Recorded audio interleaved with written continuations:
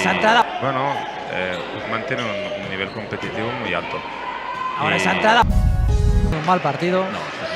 El Barça ahora, bueno, y otro contraataque. Vamos a ver, Paul Muliós se va a volver a colgar Serú.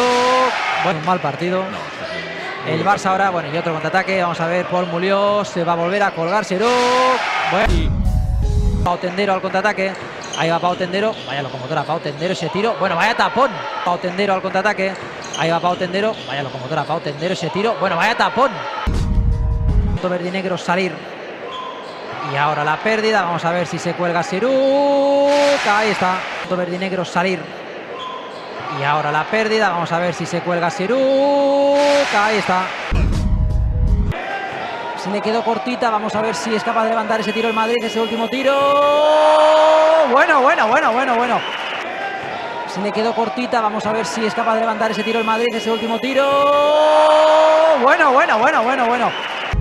Gómez, que ahora se la juega con Eric. Buen movimiento de Gerard Gómez. Buen movimiento. Gómez, que ahora se la juega con Eric. Buen movimiento de Gerard Gómez. Buen movimiento. Y nueva posesión para Sant Josep. Vamos a ver si la salva Tomás. No. Recupera Kostadinov, que se cuelga. Y nueva posesión para Sant Josep. Vamos a ver si la salva Tomás. No. Recupera Kostadinov, que se cuelga. Le ha costado una falta, porque bueno, está... Bueno, ahora... La capacidad que tiene... Le ha costado una falta, porque bueno, está... Bueno, ahora... La capacidad que tiene... Otra pérdida del Madrid, robó Soldevila. Soldevila, balón para Raúl Tomás, Joan Ruiz. ¡Qué taponazo!